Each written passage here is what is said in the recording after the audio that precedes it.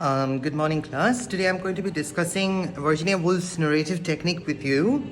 As I've already mentioned to you that Virginia Woolf is using the stream of consciousness style of writing.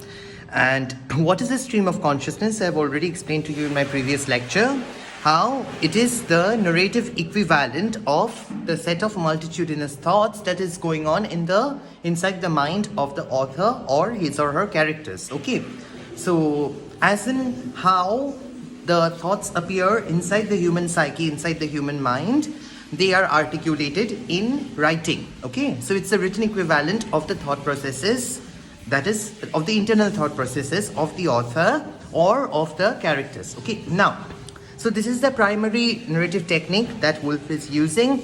Also, the novel Mrs. Dalloway, it's written from the perspective of a third person or an omniscient narrator.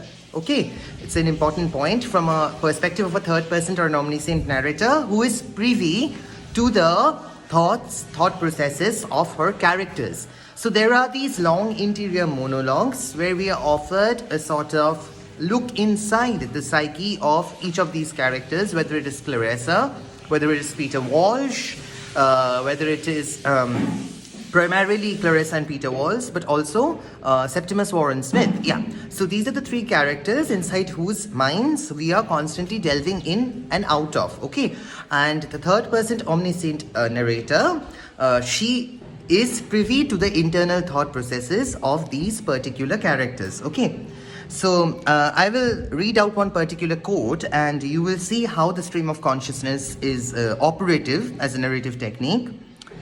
Mrs. Dalloway is here on her way to buy some flowers in London for the party she's planning for Richard. Okay, so I'm quoting, "For heaven only knows why one loves it so, how one sees it so, making it up, building it round one, tumbling it, creating it every moment afresh.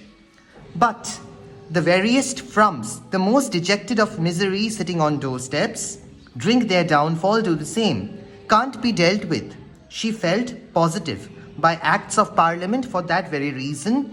They love life." Okay, so there are these long interior monologues inside the characters' minds, which is interspersed by the author or by the third person omniscient narrator's own sort of thoughts.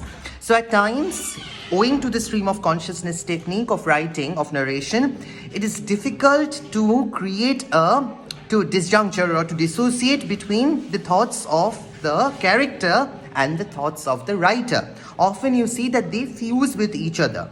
And this is particularly true when Wolfe is getting inside the mind of Clarissa and the mind of Septimus Warren Smith. Okay.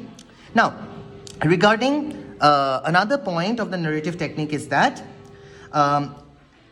Wolfe's treatment of time is very crucial in this novel. Okay, as I've already told you, the novel takes place over the course of one particular day in the life of Clarissa. Okay, and Wolfe is here using as a symbol, as an image, she is using the sound of the Big Ben. Okay, the Big Ben is London's famous clock tower, and the hourly and the quarterly chime, the half hourly, the quarterly and the hourly ding dong or the chime of the Big Ben is used to keep time. Okay, so there's a certain consciousness of time which is pervading the psyche of these characters. Okay, and the image of the time is sort of portrayed through the symbol of the Big Ben. Okay, Big Ben is the sort of it's a keeper of time here. Okay, and also I told you that the novel is based in real time, so it takes place in the course of over the course of one particular day, and the Big Ben is a symbol. It's a timekeeper, and it's also the symbol of a chronology, of a certain mental chronology of each of these characters. Okay. Wolfe is also making use of free indirect speech as another technique in a narrative style.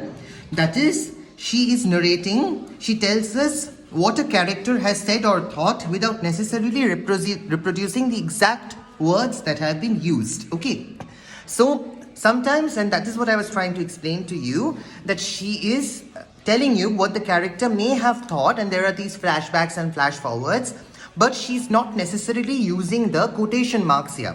So you see in the novel, in a lot of these paragraphs, quotation marks are not used. So the characters' thoughts are interspersing with the narrators or with the author's own thoughts. Okay, so it's at times it's very difficult to also dissociate between the two. And this form of indirect speech is also again typical of the stream of consciousness narrative style. Okay.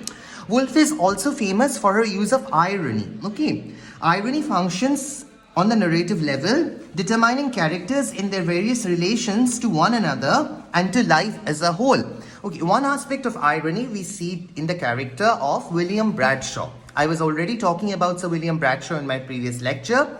He's the psychiatrist, and Wolfe was very distrustful of the institution of psychiatry. Okay, William Bradshaw, you see that he has a fine sense of balance. He thinks that everything in the world, in nature, has to have a unique sense of balance. Okay, whether it's good or bad, right or wrong, sanity, insanity. And the moment the fine balance is broken, the scale is tipped, he will treat you as if you are insane. And Wolfe, she suffered in her own life, she suffered from anxiety and depression. And you see that Clarissa as well as Septimus, these are characters who are also prone to constant stress or constant anxiety and depression. So according to Sir William Bradshaw, they would be classified as insane.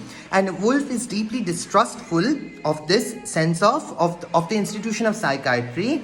And the irony is that society is trying to create these boxes for you. These boxes of what society believes to be sanity versus insanity. And those who do not fit in, they are labeled as insane.